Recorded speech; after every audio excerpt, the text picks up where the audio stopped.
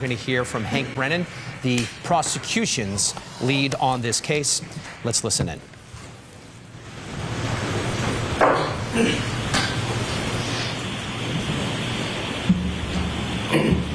John O'Keefe was 46 years old. 46 years old.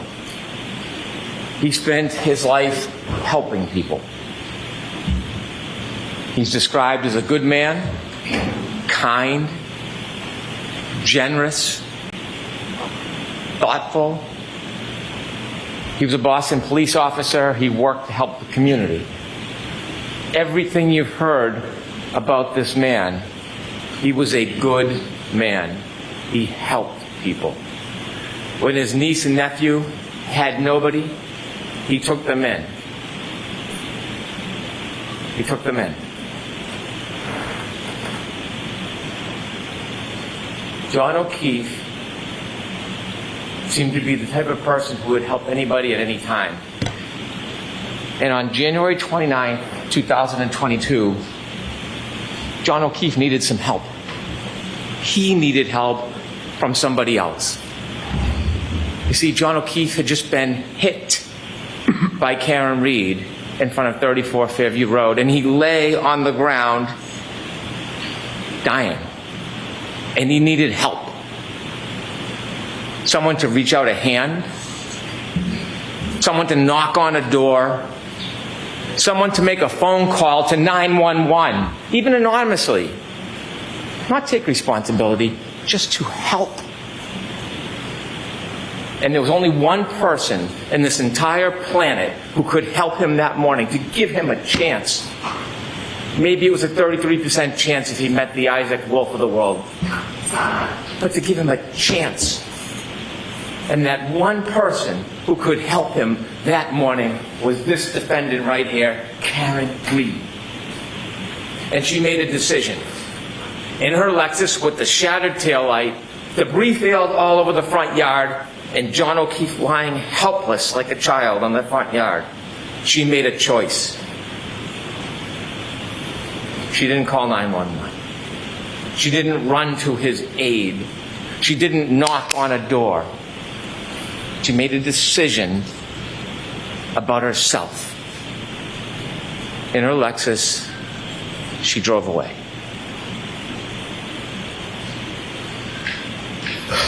She was drunk. She hit him, and she left him to die. She was drunk. She hit him, and she left him to die. Before I go through and detail the evidence, let's talk a little bit about the evidence as a whole. She was drunk. She was drinking that night. She was drinking McCarthy's with John. She was drinking at the waterfall. Her blood was taken with samples of a retrograde analysis, almost 2 to 3 times the legal limit. She was drunk. She hit him.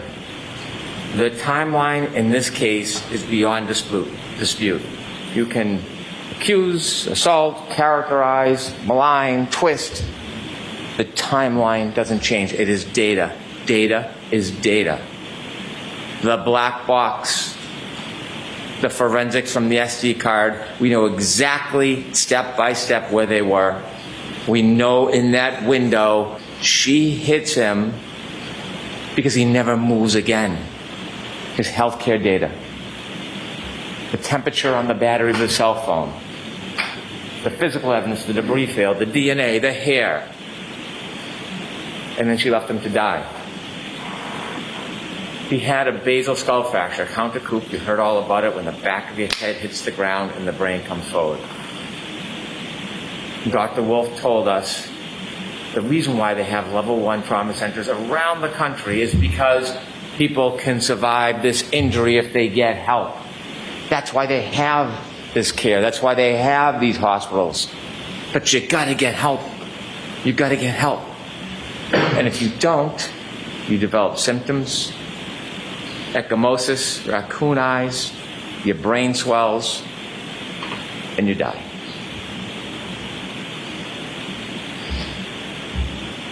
She was drunk. And that night was a recipe for disaster. But before we get to the drinking, in some ways, the fate of this night was sealed well before that night, because John O'Keefe and Karen Reed were in a toxic relationship. This relationship was crumbling. We hear lovey-dovey, and it was crumbling, and we know it. And we know it because a month before, his niece Kaylee talks about when they went to Aruba. It should have been a wonderful event. It was discord.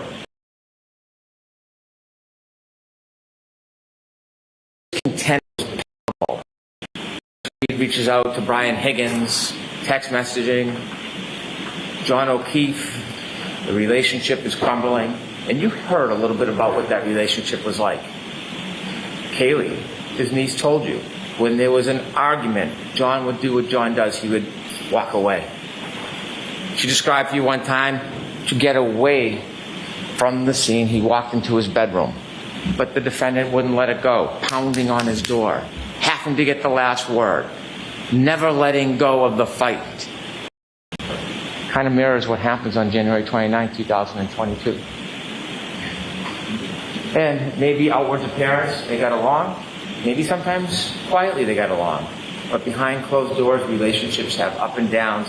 We have a bird's eye view into the relationship on January 28, 2022, because we have the text messages. Not so lovey-dovey. The relationship is almost over. The tensions are simmering beneath the surface. They are not getting along. She believes Mr. Keefe is already halfway out of the relationship and he's not into it anymore. You will read them, you saw them. This relationship was unstable and at its end. And so fast forward that night. That night, after this discord, after the arguing, they go out and what do? They drink. And they drink a lot. Mr. O'Keefe drinks a lot, and Karen Reed drinks a lot. You've seen the McCarthy videos.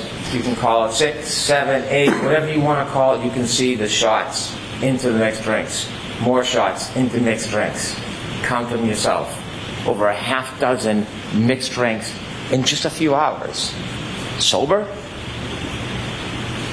And then at the waterfall, a shot, a mixed drink. Now, it was brought up the waterfall that there was some type of discord between Brian Higgins and John O'Keefe. They knew each other. They were friends. Brian Higgins' conduct of speaking to Karen Reed was not honorable. It's not. But they were friendly. There was no adversarial relationship. There was no anger between them. What we heard is they barely greeted each other. Could we have slide 1, please? At the waterfall bar, when you see John O'Keefe come in, here's him barely greeting him. That's him and Mr. Higgins. Barely greeting each other. Reality sometimes is different than argument. This is a celebratory mood. Take that down, please. Celebratory mood. A bunch of friends. They're playing around. They're hugging. They're grappling. This is a fighting technique for a murder 2 hours later. Is that the story? They're practicing their moves to murder John O'Keefe. In the celebratory mood, you don't see any aggravation or animus between Brian Higgins and John O'Keefe. Inevitably, the next morning, Karen Reed is brought to the hospital and they take her blood. Now, the government doesn't have to prove that she was drunk. It is either that she's over the legal limit, 0.08, or she had enough alcohol to affect her ability to operate a motor vehicle safely, but you will know that she was far beyond the legal limit. After the retrograde analysis, almost 2 to 3 times the legal limit. Almost 2 to 3 times the legal limit. Now, it's been intimated, not come out and said, that maybe she went home and started drinking after she got home. No evidence, mind you, no evidence. And that somehow that is why she had a high blood alcohol level. it's not appropriate for me to comment on the credibility of another attorney's argument, so I won't do that. But Karen Reed will do that for her. So if we listen to slide 2, she'll tell you exactly what she thinks about that claim.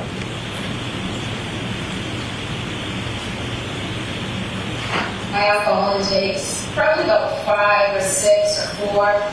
The drinks that they were pouring me at McCarthy's, which is where I consumed most of the alcohol, was the weakest fucking time. It tasted just like old soda water with lime. Slide 3, please. I wouldn't have gotten on the expressway. I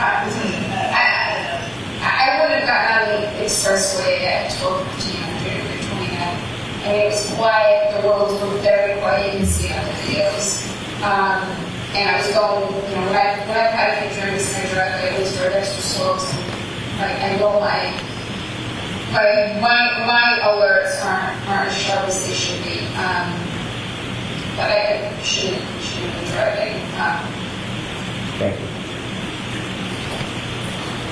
Do you think she drank when she got home?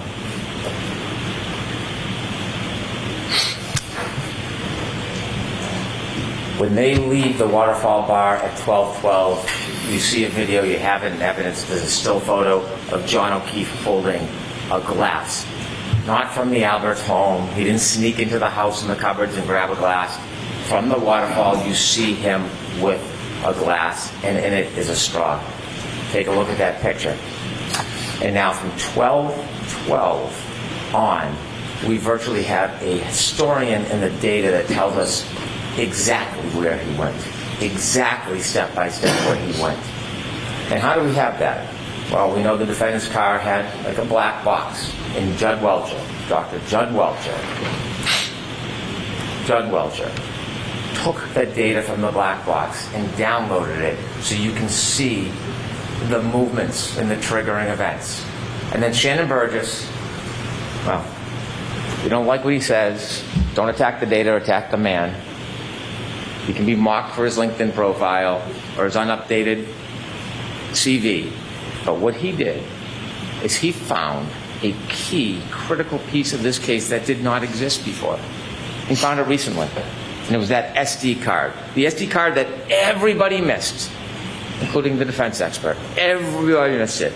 So as much as you want to make fun of him, Shannon Welcher found the key so that we could have the time and date and location coordinated for an impenetrable timeline that can't be broken.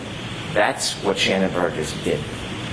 And so we know on the way from the Waterfall to 34 Fairview, Ms. Reed is driving drunk. Mr. O'Keefe is in the passenger side of the car, and they're heading their way to 34 Fairview, and they get lost. And now we have more data because John O'Keefe has a cell phone. And I said it in the beginning, it is a historian. It doesn't suffer from bias, it doesn't suffer from prejudice, it doesn't suffer from memory loss. It has data on it. And he puts on Waze, high location data, as Ian With would say. And it tells you second by second the speed, the location, the movement. That's what it does. And he has healthcare data on that phone. The healthcare data separately shows his movement. And that is critical. It is critical because it not only shows his movement, it shows when he does not move. That healthcare data is critical. And it's not subject to bias. It's not in dispute. There's no other contrary evidence. It is data. On the way to 34 Fairview, alcohol fuels tension. We know that. And we know from those text messages the tension in that relationship, and then there's a trigger. There is a trigger on the way because they're lost, and when John O'Keefe calls Jen McCabe for directions, Jen McCabe says something that triggers what's going to happen next. Could I have slide 4, please? Very close to the Alberts. In fact, when Jen was navigating John to the Alberts when I was driving, she said it's near Ashley's house. Ashley and John had hooked up prior to John and I dating. And so as they travel to 34 Fairview, under the duress of this crumbling relationship, fueled by intoxication, we have triggers. Now, we know on their way there, we know from the data, where they went, how they moved. If we look at slide 5, Ian Whiffen showed you a guide. You could enlarge that just a little, please. And it shows you, with the healthcare data, it registers as flights climbed, but it doesn't mean someone's climbing upstairs. What it means is there's an elevation, and he breaks down the data, the red, the green, if you could move down, please, Ms. Gomez. And then the bottom left, that's 34 Fairview. You can see, second by second, the circles of their route, even the three-point turn on Cedar Crest. That's what you see. At that point, they've left the bar. Remember, the battery temperature was 82 degrees. They're now in a car. It's now 77 degrees. Think about how accurate the battery temperature is, that it reflects the difference between being in a bar and being in a car. They take a three-point turn at Cedar Crest. And because of Shannon Burgess and because of Judd Walter, we have the data, and it's a triggering event. Remember, if there's an acceleration past 30%, it registers data on the car, and that's exactly what happens. There's a three-point turn, and it all lines up with the cell phone after you synchronize the times. It's that simple. It's nothing complicated. There's nothing tricky. There's nothing devious about it. It's data. They do the three-point turn, and you can match the cell phone clock with the Lexus clock, and when you do, you can reconcile the difference. There's been a lot of talk, a lot of argument, a lot of fights. Shannon Burgess says 21 to 29 seconds. Mr. Disorder comes in. Unfortunately, he wasn't able to actually do anything. He wasn't given the invitation to test the data. He just looked at the report and made criticisms like a Monday morning quarterback. But even he, looking at the data, says, well, it's 3 seconds off or 2 seconds. Same window, same time. We can have all the arguments we want. They're there. They're together. The data matches up perfectly. Perfectly. And so they make their way down to 34 Fairview Road. They don't stop. They don't stop at the driveway. They don't stop. And John O'Keefe gets out of the car. They go to the flagpole, and we know for two reasons. One, the data. And secondly, Mr. Nagel and Ms. Mason at Cedar Crest, at that intersection before it goes down to the right, they meet. They let Karen Reed go first. They follow behind in the truck. Now, at this point, Mr. O'Keefe has about 8 more minutes before the beginning of the end of his life. And he's in that car.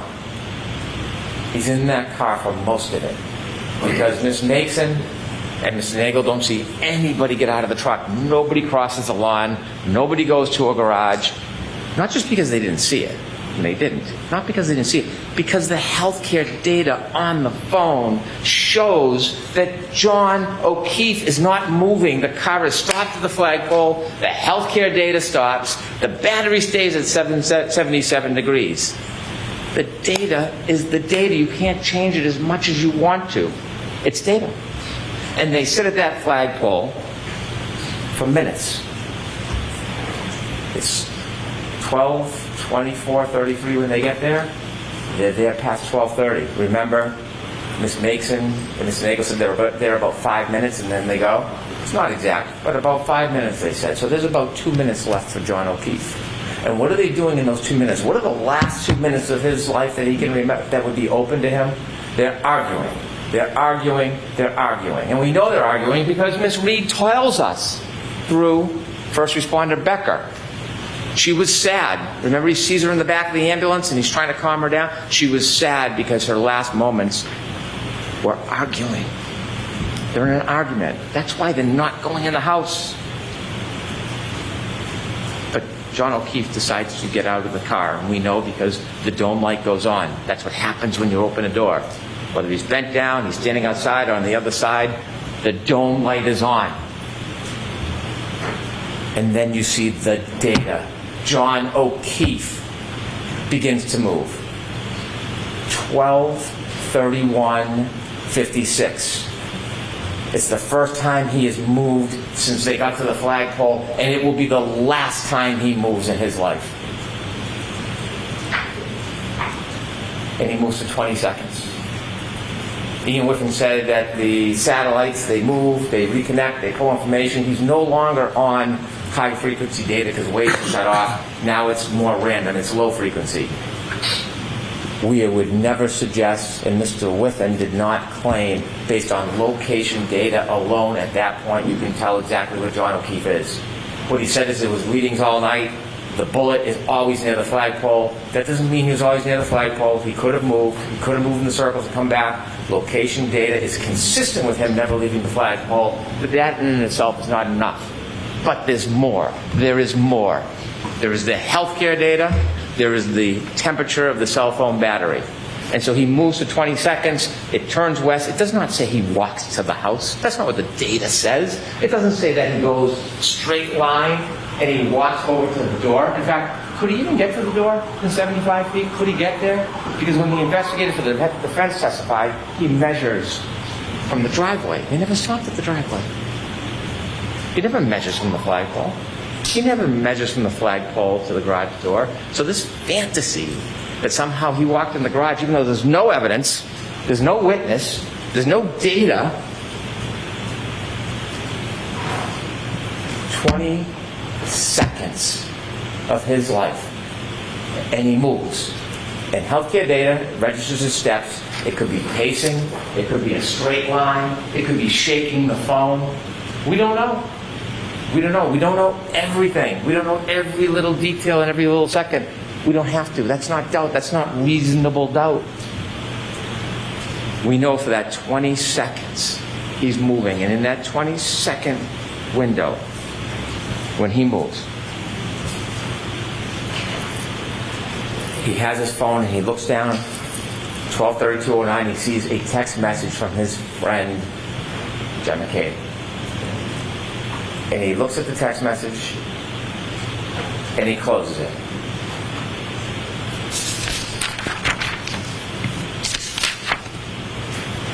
And then it happens. We know from the uncontroverted data from that black box, we know that Karen Reed, after he gets out of the car, drives away. She drives for at least 33 feet away from him. He's back near the flagpole. She's gone. It's over. Whatever argument is over.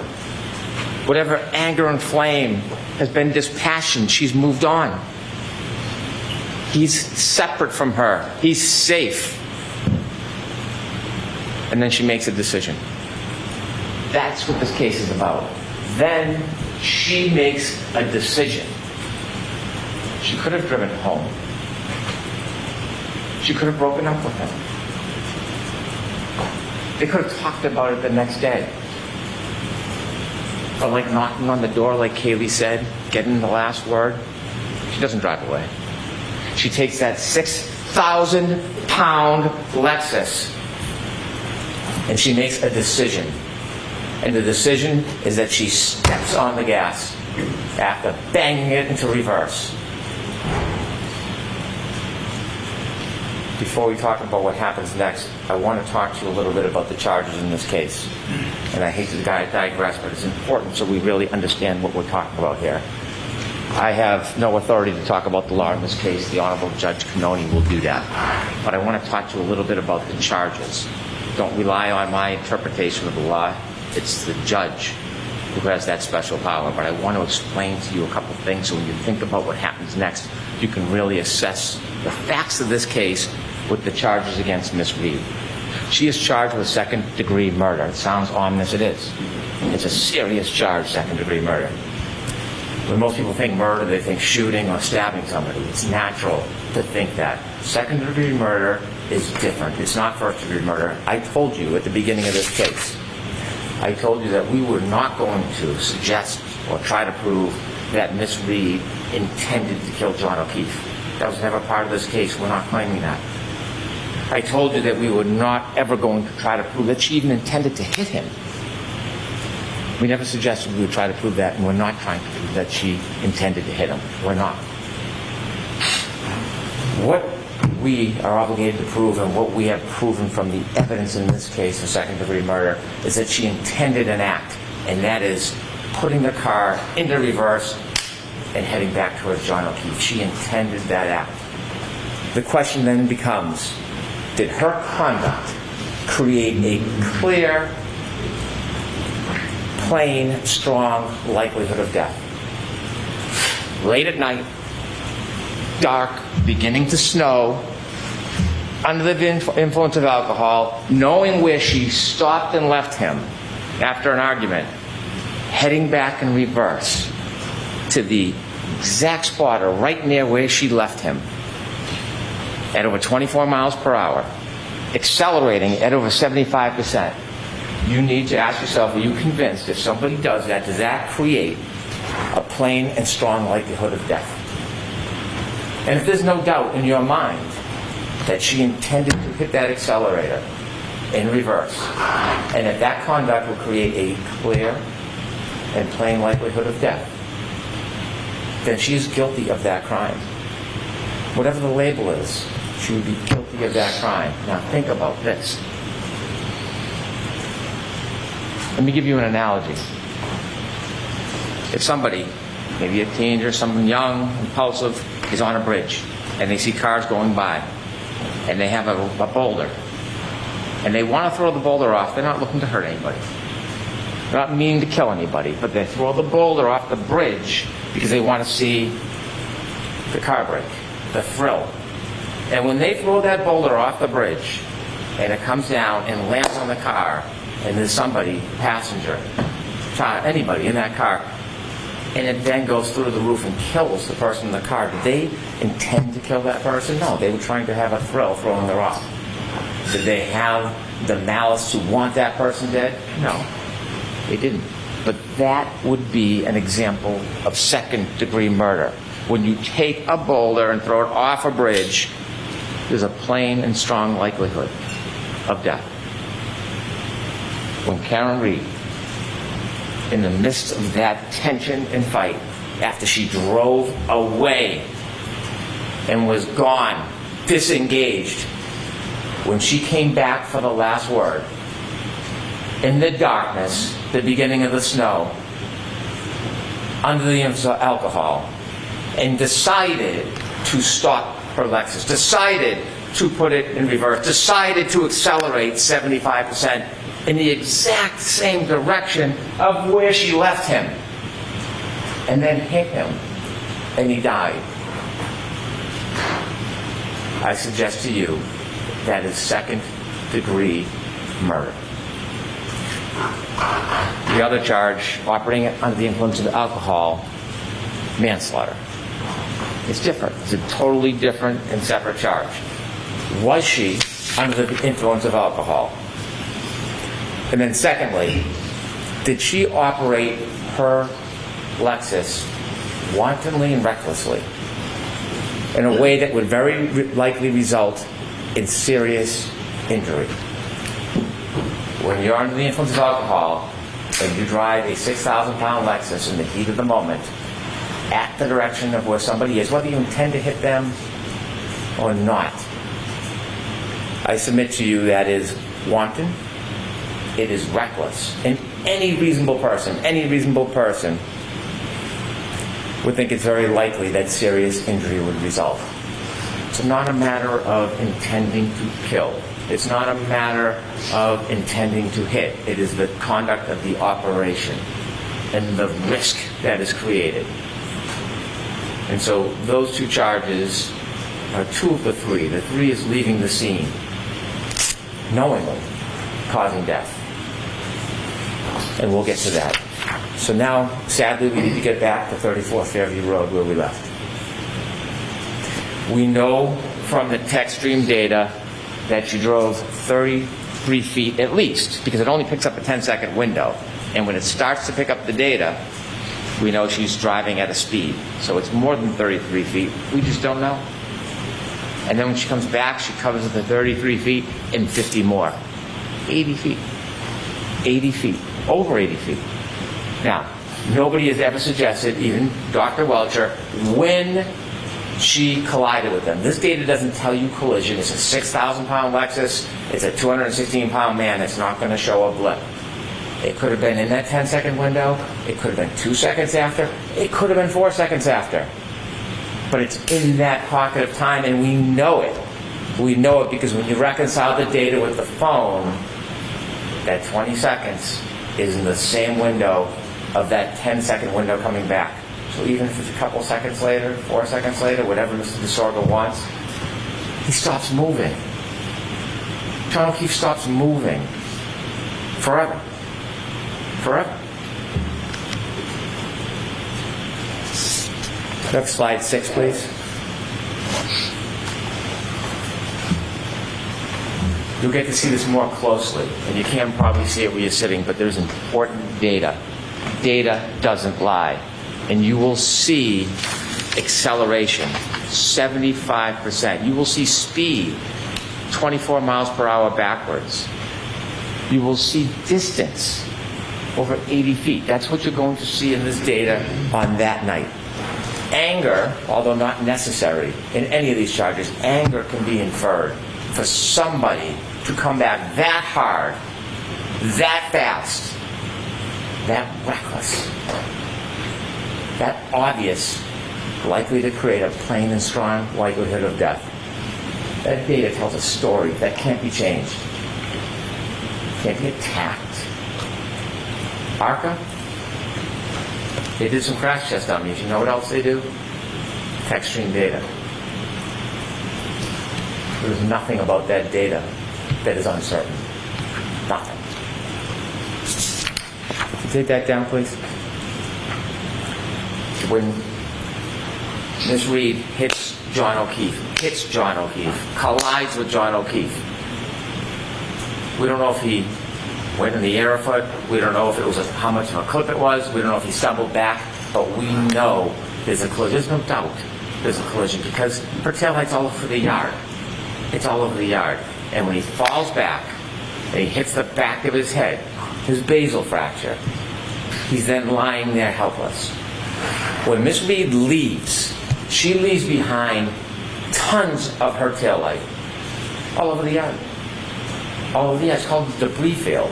And you've seen videos. You can't replicate the exact contact. You can't because you need where the person was hit, how fast the person was going, but you know what happened because when you look at the debris field, when a light is broken, it's no different than what was on the front yard.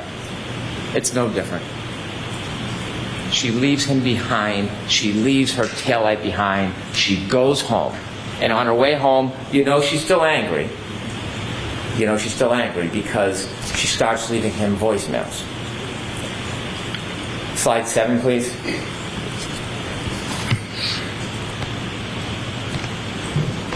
Healthcare starts at 12:31:56. 12:32:04 to 12:32:12 is the data which is adjusted when you reconcile the clocks on the Lexus. 12:32:09 is when Mr. O'Keefe closes his phone after looking at Jen McCabe's text. 12:32:16 is his last steps. Mr. DeSorgo says that red range should move a little bit, 2 or 3 seconds. They can move it 4 seconds, 5 seconds. It doesn't matter. It's all in the same window. It doesn't change. If we could have slide 10, please.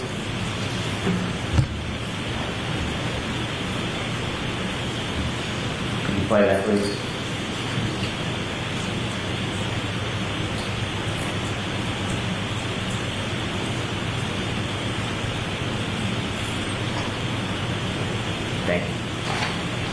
Each one of those pegs represents 10 feet.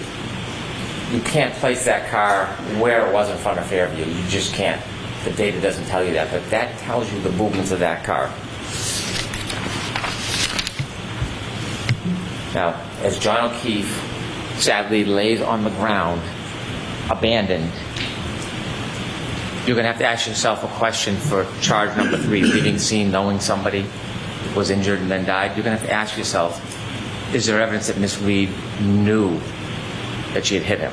Don't need to prove it for murder 2. Don't need to prove it for OUI manslaughter. But for the 3rd charge, Commonwealth has to prove beyond a reasonable doubt she knew she hit him. We weren't there, but there was an eyewitness. There was a guide. And that eyewitness tells us that she knew. And that eyewitness is Karen Reed herself. She tells you that she knew. Could we have slide 8, please? Could I have hit him? Did I hit him? How could that have been? I mean, I don't know what that could have been. It was howling wind. I had YouTube blasting on the stereo. And I thought, did he somehow try to flag me down, which was the reaction I was hoping to garner as I slowly pulled away from the house. Did he come out and maybe trip or bend over to pick up his cell phone and I ran over his foot and then he passed out drunk? I mean, I didn't think I hit him, but could I have clipped him?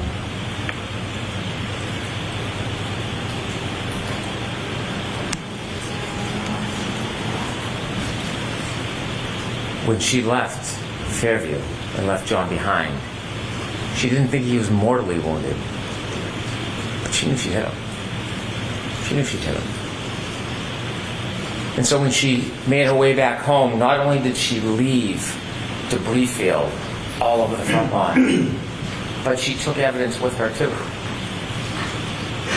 Hair, DNA on the taillight, and she drove back to John's house. And she started calling on the way back, 12:33, just a minute and a half later. And then her messages show her anger. You see, this was John's fault.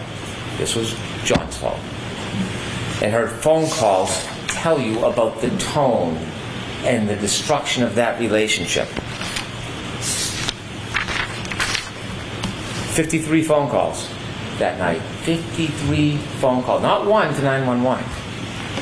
Not one to Jen McCabe, please go outside and try to help. Not one to a hospital. Not one to anybody but him. 53 calls. Slide 12, please.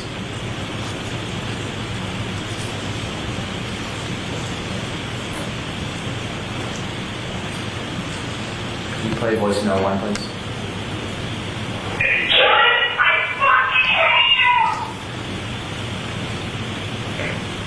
Calls keep coming.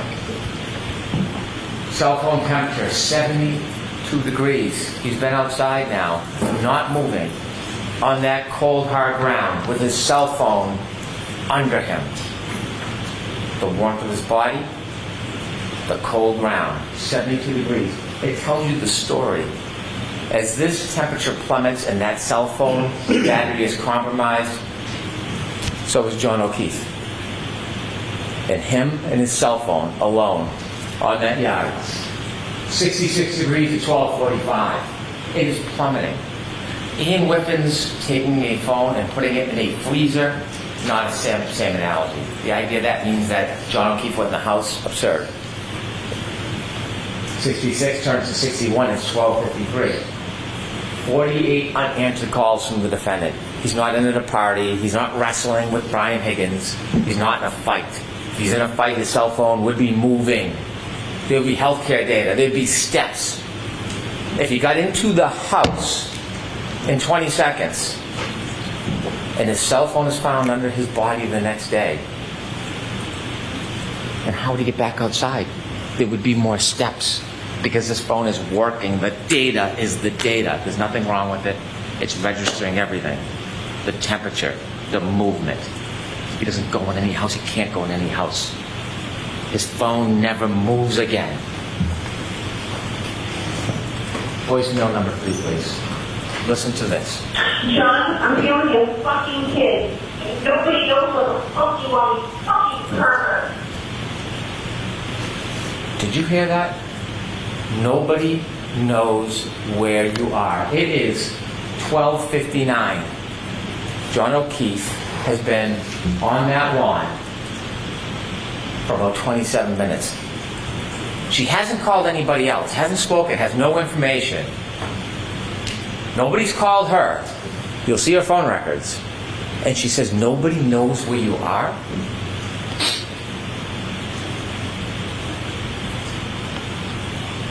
She knows. She knows. Nobody does know where he is. Except her. Except her. Why is she asking nobody knows who you are? She is starting to get panicked because she knows she hit him. Not suggesting she meant to kill him or for him to die, but she knows she hit him, and now he's not responding, and she's getting nervous, and she's getting anxious, and she's leaving call after call after call. He's not answering. He's not calling back. He's not even picking up the phone. And we know what's happening at this point. Panic, drunken denial, it's setting in.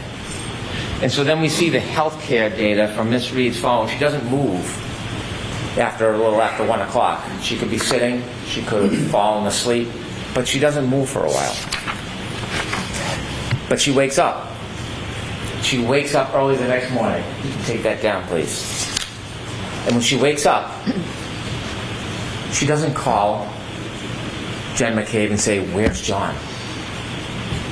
She doesn't call Brian Higgins. Has his number, has been texting with him. "Hey, was John at a party with you? Did you see John tonight?" She knows exactly where she is, and she's frantic.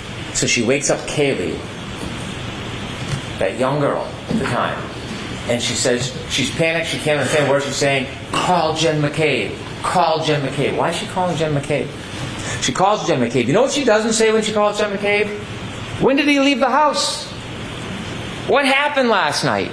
No. She calls and says, "I left him at the waterfall. I left him at the waterfall."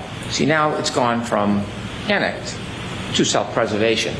"I left him at the waterfall." And Jen says, "Left him at the waterfall? We saw you in front of the house." Click. Hangs up. Hangs up. So then she calls someone that she doesn't know very well. She calls Carrie Roberts. But now she has to pivot because someone has seen her in the exact spot that John will be found soon. Whether she's the first one there or somebody else, John will be found. Maybe Lucky missed him. It's a snowstorm. You can't see. But someone's going to find him at some point. So she calls Carrie Roberts. It's no longer she left him at the waterfall. She pivots. And she calls, "Carrie, Carrie, Carrie. John's dead. I think he got hit by a plow." Why do you think she chose those words? Why did she choose those words?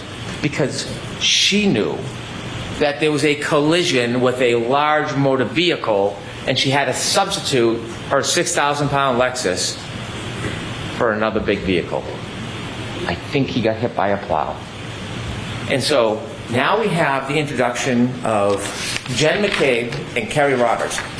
Phone calls that they probably never, ever wanted. A worse nightmare to get a call like that. For what's going to happen, what they're going to see, what they'll never be able to forget.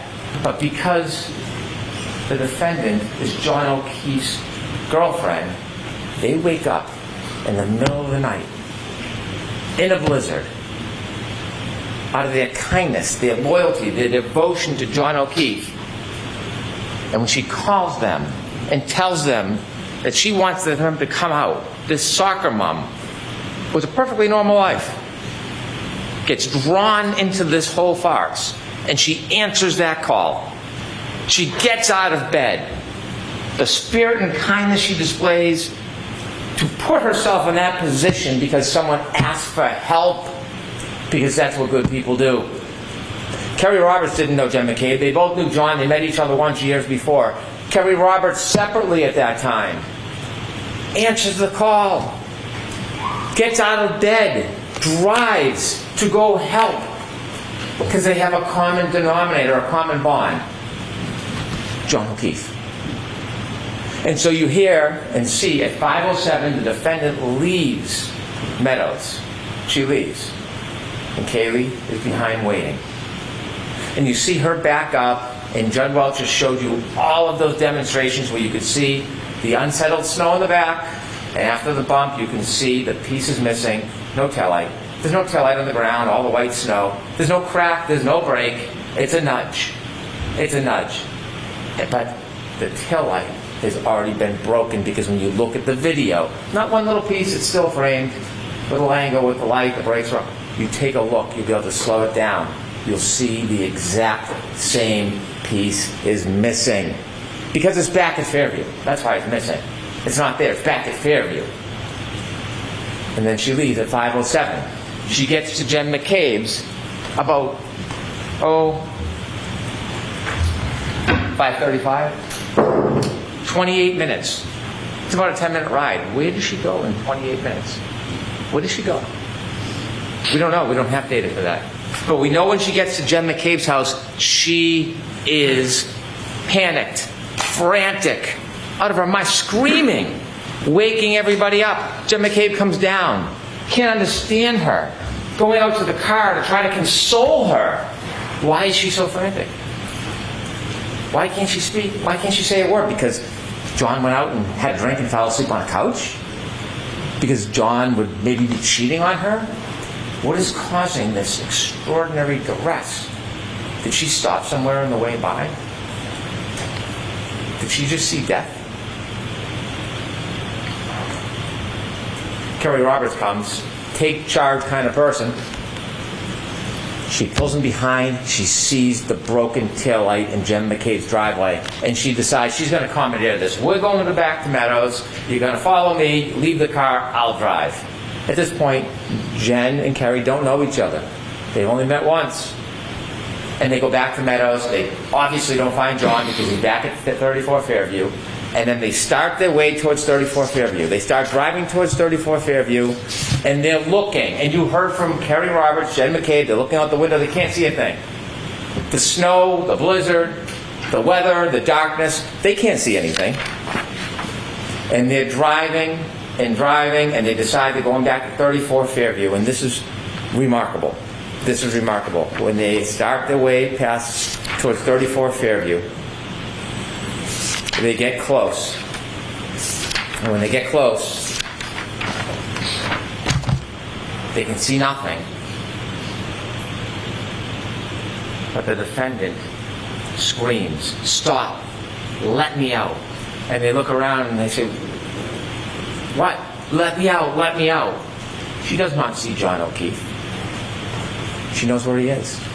She knows exactly where he is. She knows where to find him. She knows where to expect to find them because she knows where she left him. She tells us. Slide 13, please. Driving in Jen's in the passenger seat. And I described this to everyone, so you probably know this before, but John looked like a buffalo on the prairie. It was just a lawn and a heap that it wasn't a bush or a hydrant or a dog. It was a weird shaped lump at that time in those elements. And I was looking to find him on the side of the road. I was expecting I'd find him. Thank you. A weird shaped lump in a blizzard, and you equate that to John O'Keefe? A weird shaped lump, not like a bush? And that is John O'Keefe. She tells us she knows where she left John O'Keefe. And so they go over to Mr. O'Keefe, Kerry, and Karen. And she's upset, there's no doubt. I am not for a second trying to deprive her of the unrest and the trauma that is happening at this scene. Doesn't change what happened before, but I appreciate the trauma. And they're trying to help him. And guess what happens when they first move him around 603, 604? Ian Whiffen, data. The cell phone battery gets the cool air, presses on the battery, the cell phone battery drops. Healthcare data, he has not moved since that 22nd. Hasn't moved. They start shaking him. You're going to see, when you look at the records, that healthcare data starts to move. He's been there all night. All night. Nobody else. Her. And so when they try to help him, she says something that is remarkable. She says, there's a piece of glass stuck in his nose. And she plucks it out. And she says when she plucks it out, blood spurts out. We'll talk about that in a couple minutes. Remember that. Piece of glass, pulls it out, blood spurts out. That's what she says. As they try to help John, Jen is calling 911. They would like you to believe there's a conspiracy. That the glass that's found in Mr. O'Keefe's body is somehow from inside the Albert House. The glass, well, you will hear in the clips, if we don't play it, you'll have all the clips with you.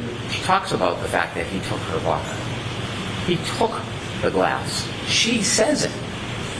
So the Albert House, they don't need to get the glass. He already has the glass with the straw that's later found on the street, by the way. That's what happens on an impact. Things move. The glass comes with him, lands near his body. Debris field moves past him. Shoe, hat, straw. Jen McCabe makes a call to her sister, and they say because it registers 29 seconds, a cell record is not the same as a call detail record. There's no evidence there was a conversation. No lights go on. There's no conspiracy. You can call somebody. It can ring. It can go to voicemail. They have no evidence, none, that there's a conversation between Jen McCabe, the person who was ripped out of her sleep to come help, and her sister for some grand conspiracy. And so what happens next is traumatic. Kerry Roberts and Jen McCabe see their best friend prone, lifeless, frozen, on the ground. And they're living this torment because somebody brought them into this. When they're trying to help John, there is not one suggestion from anybody that John ever went into that house. There's no reason to go into that house because John was never in the house. Not one time does anybody say, what time did he leave? I thought he went in there. Not even a whisper of it, because it never, ever happened. When they find their friend John, he's not 20 feet off the side of the road like Mr. Rentschler or Mr. Wolf thinks. He's right there by the side of the road, close by the curb. Could we have slide 14, please? You can see there's Kerry Roberts' vehicle, and then on the left, you can see where they're working.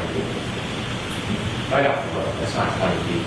That is a clip, a stumble, and a fall. And remember, when John fell, there wasn't snow. It was just the beginning of a dusting. It was the cold, hard ground. Remember what Dr. Isaac Wolf told us about cold, hard ground? It causes this type of injury all the time. All the time.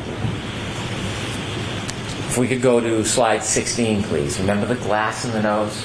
The glass in the nose. See on the bottom left, that's where the Canton Police Department found the glass that he took from the car, from the waterfall. And then Exhibit 195, matching glass. On February 3rd, the matching piece of glass was found on the street. The matching piece of glass, the glass that was found with Mr. O'Keefe, was found on the street. He didn't fall back 8-10 feet from the road. It broke, and then it shattered and went to the street. I would suggest to you it broke at the time of the collision, and he carried the glass with him, leaving the evidence behind, a trail to memorialize what happened to him that night. Remember the straw I asked you to take a look at that picture? We're leaving the waterfall at 12:12, the black straw in the drink on the street. Collision, glass, nose, straw, back is his head. Can you play the clip on the left, please? 59. So when John got out of the car at Brian Albert's house, he took my full 169, please. 169. So John's laying there, left to his right, and I approached left and his right, and I approached John from the left. That's where the street is. And he had a piece of glass, like perched on his nose, like just wedged like a splinter would be. And it just pulled it. And as soon as I pulled it, it just gushed blood down his face. Thank you. 911's called by Jen McCabe. She's not hiding from anybody. She's trying to help. She's bringing attention to the situation. And when 911 comes, we have first responders. These people are heroes. Some of them, you heard from some of them, They were born to help people. That's what their life is about. The detail on all their mechanics, getting to work 2 hours early in the middle of the blizzard so that you're there on time so you can help people. These are the core of our community. Mr. Nuttall, this is what he does. He rushes to go help. He's the first person on his knees. He doesn't know this person from anybody. But to him, it's another human being. This is his passion. Katie McLaughlin, first responder. This is not just a profession, it's her life. Yes, she knows Caitlin Albert. Do you think she went there that night at a party and set up a murder and came back? And so they tell you what happens at the scene. Some things hard to remember, some things people will never forget. When you're in a traumatic incident, sometimes it's something you'll never, ever, ever forget. And Timothy Nuttall remembers speaking to the defendant. I hit him. Remember, he's on his knees. What happened? I hit him. I hit him. She is now coming to terms with the moment. Her fear is realized. She hit him. She clipped him. She didn't think he was mortally wounded. She panicked. She can't come to terms with it, so she has to bring people with her to face it. And now she's facing the reality of what she had done. And her emotion is overwhelming. I hit him. I hit him. She speaks to Miss McLaughlin. I hit him. Not did I hit him, could I hit him, perhaps I hit him. That was earlier. Now she's recognizing what she did. I hit him. And these people are making it up. Anybody that says anything adverse or inconsistent or inconvenient is a liar or a perjurer or in on a conspiracy. Or is it that these good people who went there for a total stranger to do their duty to help happen to remember that she admitted what she had done? I know that doesn't reconcile with the boogeyman Proctor and the bad government. I know it doesn't reconcile with no DNA on this piece or that piece. I know it doesn't reconcile with everybody setting up the girl. I know that doesn't reconcile. But the reality is, you have independent, core people who hear her say, I hit him. I hit him. And the attempt is to portray everybody as a liar. But you don't have to rely just on these good people, although you should. You should. You don't have to, because we have a guide, and it's Karen Reed. Slide 17. So what was said was, did I never, I always said I hit him, but did I really say this many times as law enforcement is claiming I said it? Thank you. I know it doesn't fit the theme, the theory, the story, but she tells you herself. She endorses those good people exactly what they had heard. She tells you herself. She hit him. It's undeniable, it's unmistakable, it's inconvenient. But the truth has a way of seeping up to the daylight. It can be oppressed and suppressed and pushed down and covered and twisted, but it rises. It rises. And it is not a coincidence. There's no coincidence that Mr. Nuttall and Miss McLaughlin hear exactly that. She tells you. And Jen McCabe, when she's sitting next to or standing next to Miss McLaughlin, she tells you that she saw or heard the same thing. Remember what happened to her on the stand when she had the audacity to say, I heard her say it? What happened to her? This woman who never even wanted to leave her home that day, pulled out into a storm to see her best friend dead. What happened when she had the audacity to say that? And now we know that the defendant herself said the same thing. And the funny thing, the ironic thing is, you will see in a photo when Miss McLaughlin, the firefighter, was speaking to the defendant, Miss McCabe was next to her. Miss McCabe was trying to protect her, trying to shut her up. Don't talk, you're upset, stop saying crazy things. The villain of this story was trying to help the defendant from incriminating herself. The irony.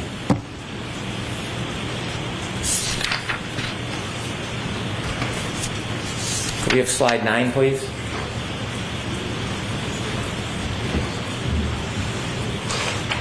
This is the battery temperature. You got to have a chance to look at it. If it wasn't so tragic, it is interesting. It is interesting if you like data. The 29, 12, 13, They're leaving the waterfall, 82 degrees, 12:22. In the car, 77 degrees, 12:37. About 3.5 minutes after the defendant collides with John O'Keefe, it's starting to go down, 72, 12:45, 66, 12:53, 61. And you see it drop and steady off at 1:36. Remember, cell phone battery under him. John O'Keefe either struggling for life or he's passed. And the blood's still warm either way under him. Doesn't move again until 6:06. It drops down 7 degrees because the women are pulling on him. The cold air is hitting the battery. What happens at 6:15? You're going to see the video. You've seen it. Still photos. Kerry Roberts goes over, picks up the phone. Not only does she pick up the phone, she puts it in her pocket, and then 20 minutes later, the next meeting, the temperature rises. That's not convenient. That's not a coincidence. That's fact. That's data. And then the phone is passed, put in a warm environment, and it raises up. 6:15. How can someone conspire to pick up a phone on the side of the yard that was under Mr. O'Keefe's body at 6:15 and know the battery temperature was then going to rise? And not only did the battery temperature rise, when you look at the healthcare data, at 6:15 when she picks up the phone, you know what happens to the healthcare data, right? It starts to move. It's data. It's data. So, while they're going through this duress, the defendant asks Jen McCabe for yet another favor. Look up hypothermia. Find out how long it takes for someone to die in a cold. And there's Miss McCabe in her winter jacket, soccer mom, trying to help. She has MS. Her hands aren't working. She's trying to type in. But what's happening during that time? It's a frantic scene. She tells you that. The defendant then wants to run back to the ambulance, so she goes with her, never finishes or completes the input. And then she tries it again. At 6:23, at 6:24. That's what this woman did that night, that morning. Not only for her friend, for her.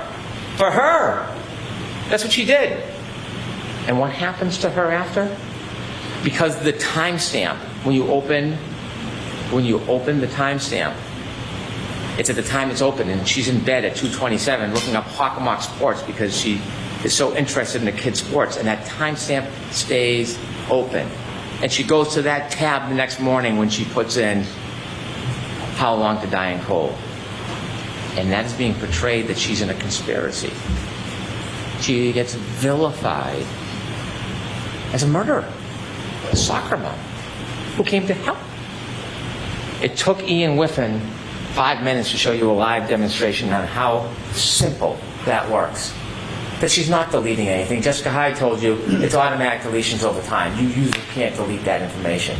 That's not a click and swipe like the good Dr. Wolf from Arca knows how to do. This can't be erased.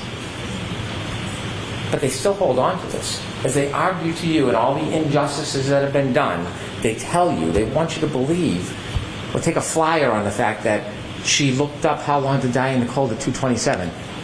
It is an absolute contrary to the science. There's no basis to support it, but they stand here in front of you. Why? Because every time they say something like that, you look the other way. Don't look at her. Look the other way. 2:27, look the other way. Don't look at what she did. Former Trooper Proctor, look the other way. Don't look at her. Every time they make those, oh, she got the glass from inside the Albert, maybe in the basement. Look the other way. Don't look the other way. Look at the facts. Look at the data. And it all leads to one person. There's no grand conspiracy. It leads to one person, the defendant. And it's not just the data and facts. It's her herself. Let's talk about Mr. Proctor. You were invoked with this emotion early in the opening that this is a cancer. That's a tough word. Trying to evoke that primal reaction, disgust. I'm not saying you shouldn't be disgusted by the text messages. You should. You should. They're not defensible. I don't stand here and defend impropriety. I don't. But that doesn't change the physical evidence, the scientific evidence, and the data. He was terminated. He paid a penalty. He was held responsible for what he did. He should have been. He should have been. But that doesn't give a free pass. That doesn't change the facts. It doesn't change the physical evidence. It doesn't change the science. It's unfortunate. It's distasteful. It's dishonorable. Remember, Trooper Buchanan was asked, was the investigation with honor and integrity? And he said it was. Was Trooper Proctor's effort honor and integrity? And he said it was integrity. But he never said honor. That's a man of honor. Military service, dedicated to his country, highest level of clearances to the President of the United States, now a state trooper. He would not say that Trooper Proctor was honorable. Because he wasn't. He wasn't. But that does not change. It doesn't create a conspiracy. It doesn't invent a dog. It doesn't make somebody in a house something they're not. It just doesn't. When you read those text messages, they're hard to look at. It's unfair. It's unfair. And if there's a penalty more than being fired, well, maybe that penalty would be deserved. But it has nothing to do with the justice in this case. It just doesn't. There's not one piece of evidence, not one, that we can look at and say, this was tampered with. This was planted. This was distorted. Remember when we introduced the taillights at the beginning? I didn't introduce 3 of the taillights, but then the defense did, so I put them in. Those were taillights that were only found by Trooper Proctor. I did not put that evidence in. Understanding those text messages and appreciating the disdain one might have for his comments. Not that there was any evidence of tampering, not that there was any evidence that it was not true, but I didn't put that evidence before you because we didn't need Trooper Proctor in this case. We don't need Trooper Proctor to prove this case beyond a reasonable doubt. That's why I didn't introduce that evidence to you. Now, there's been a lot of talk about planting of taillight. We know the taillight wasn't planted because Trooper Buchanan and Mr. Proctor did not go down to Dighton to see Miss Reed until later in the afternoon. We know from the 507 video, we've seen that. We know the taillight was already missing when she's leaving the driveway. When the good Canton police detectives went to do a wellness check to care for those young children, and they went to the house inadvertently, they didn't even know it, the dash cam captured the back of the car. The taillight packed with snow is missing. It's already gone. It can't be planted. At this point, Trooper Proctor's still in his pajamas. He's not even on the case. He's not even on the scene. He hasn't been near the car.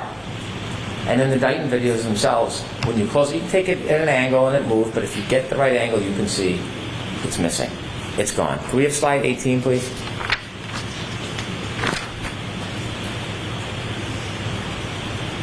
.507. You can play any angle you want, but if you look at this angle,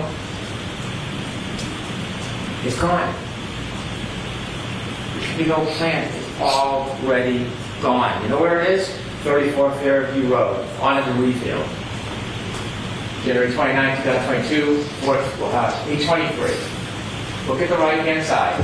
Look at the left-hand side. It's packed with snow. It's gone. It's gone. And the same thing when we do the videos, it's a different angle, a little smaller. If you play that and watch the let's go up and down and slow it down, you'll see it expands. It's gone. So when you have Dighton Officer Barrows come in here and try to tell you what he saw in the salad bar, couldn't have been him.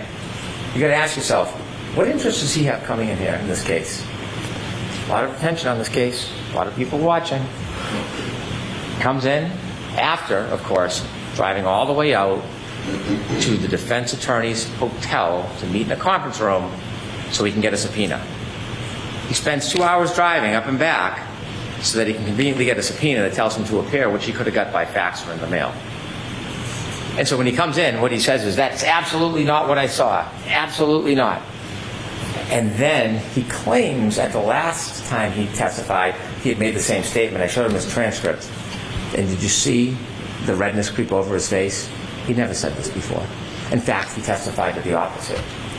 And so he sits on the stand with a new story after a meeting. We don't know why. But then I show him that bottom right photo with the snow, with it missing. And I say, is this the way it looked? That's, of course, before the snow melts out in the salad port so that you can see it unexposed. And he says, yes, he had to agree. This taillight was gone. There's no boogeyman. There's no plant. There's no Higgins at the salad port. There's no one tearing out pieces. In fact, Remember I played you a clip, and you'll have it, where the defendant says, I was picking out pieces, it was crashed in, the bulb was showing, when I was showing Kerry and Jen, when they went back to Meadows. If you don't remember, listen to that clip, you'll hear it. Unfortunately, there's no ring video when they go back to Meadows. There's a ring video when she leaves, there's no ring video when she gets back. And so, now when we're trying to look the other way, we want to find a dog bite. So enter Dr. Russell. Dr. Russell, according to her, nice woman, nice doctor, very accomplished. I respect that. She's the only dog expert in the world. The thing is, we know no idea what that expertise means. She volunteers for the job.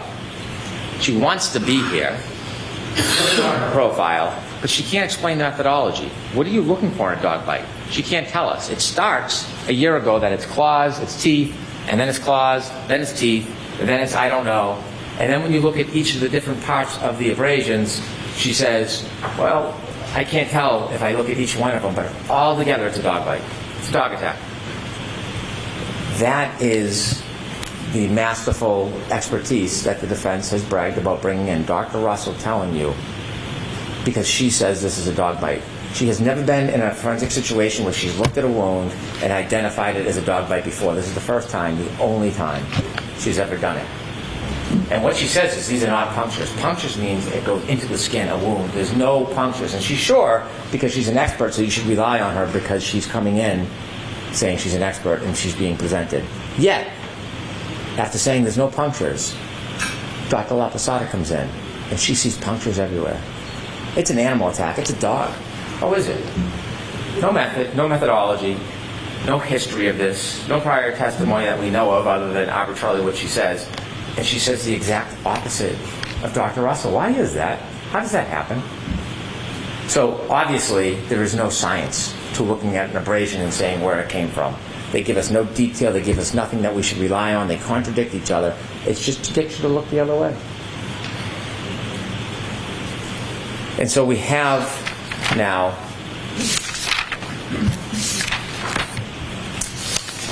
the issue of the defense has said over and over again, there's no collision. There's no collision. There's no collision. And they had a number of witnesses come in to try to say that. And they point to Dr. Scotty Bello, who works at the medical examiner's office. She tells you that she doesn't see injuries consistent with a collision. She's looking at this case for 90 days. 90 days. The evidence in this case did not stop. It continued for 2 years. She knows nothing about the data, nothing about the black box, nothing about the interviews of Miss Reed. She doesn't know about the DNA. She doesn't know about the shards in the arm or in the clothes. Strike that, in the clothes. She knows nothing about that. So in 90 days, she didn't see any lower body injuries. She didn't see any lower extremity injuries, which are very common in car collisions. But that doesn't mean it didn't happen because she, in 90 days, saw a fraction of the information. A fraction.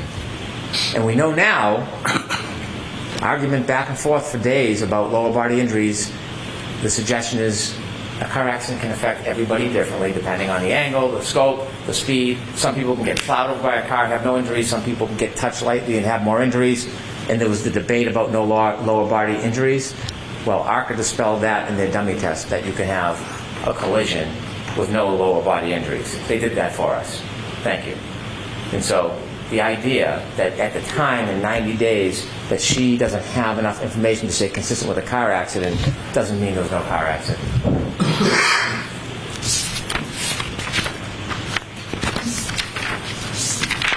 Let me talk a little bit about ARCA. I don't want to waste too much time with them. What expert who's supposed to come to you, they're not the arbiter of truth. Their opinions weigh no more than yours. Your common sense has more value than an expert's opinion. Their job is to assist you, to explain what their expertise is so that it's a tool for you so that you can make a decision. That's objectivity. We've heard words like confirmation bias, objectivity. Mr. Wolf got on the stand, and before we even started, you have to ask yourself, what expert has a court order for text messages and then deletes the text messages? What expert, what objective expert uses Signal, an encrypted app, to communicate about the case. Never used it before, hasn't used it since.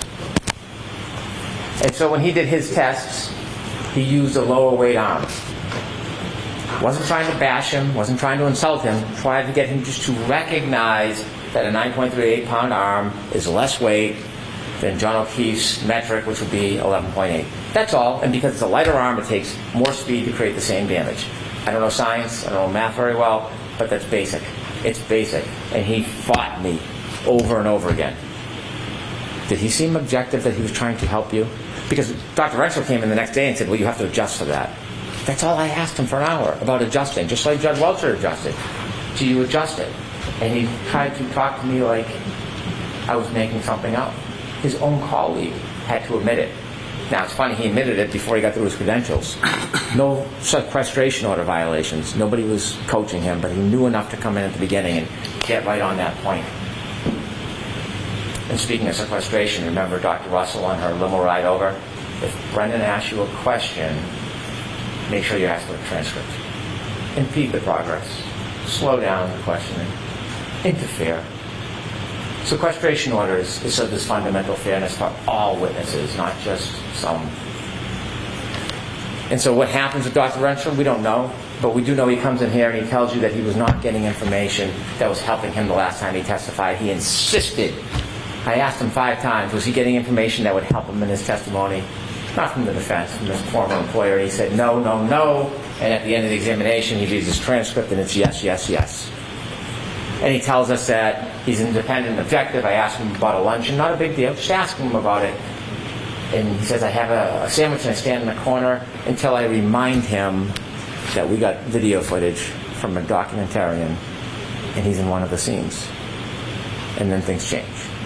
So when you talk about objectivity and who to trust, they can come in and say, Judge Welcher said this and that. It doesn't make it so. Judge Welcher, Dr. Welcher, never in any report, in any presentation, in any testimony to you, ever suggested this is how it happened. This was how his arm was. This is how his feet was. He was trying to show whether or not the orientation. Could this happen with the angle, with the height? That's all that test was. It was no more. But what they do is they reposture it, repackage it, and say it means this when it doesn't, and we're going to show you why it's not that, therefore we win. That's all that is. It's semantics. Judge Welcher, Dr. Welcher, never suggested that. And his work on text stream data, unassailable. And so what we have, inevitably, is we have a timeline that never moves, data that never changes, physical evidence that can't be put in that spot without a collision. We have, inevitably, proof, without any doubt, that on January 29, 2022, Ms. Reed was with Mr. O'Keefe, and she got drunk. She drank. She was 2 to 3 times over the legal limit. And they went to a party, an after party, and they were fighting. They were fighting. It was a relationship in decline, and he got out of the car, and he had a brief window of life left. But when he got out, and she drove away, she couldn't let it go. She got drunk, she hit him, she left him to die. It's that simple. We don't know exactly how this collision happened, but we have a good idea from the physical evidence, and we know that it happened. Can someone have a collision without lower body injuries? Could I have slide 19, please? You bet they can.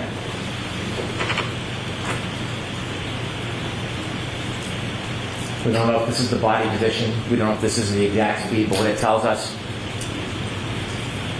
this is viable. Look at the debris field.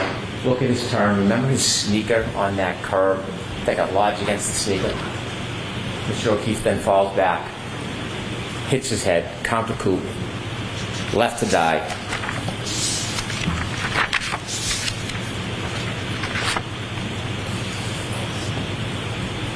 Thank you. Ladies and gentlemen, there is no doubt what happened that night. There is no doubt who did it. You have a very difficult task ahead of you when you consider the evidence and you consider the law. Very difficult. There are 3 charges. There is second-degree murder.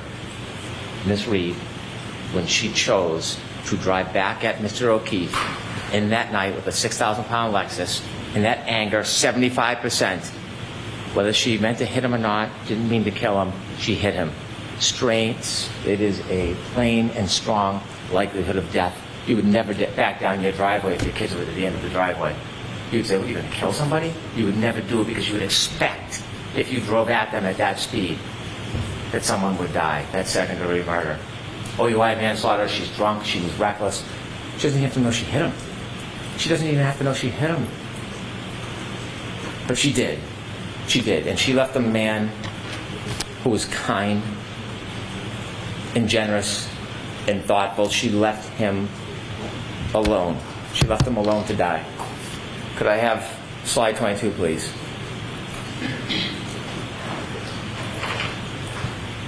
He is not an it.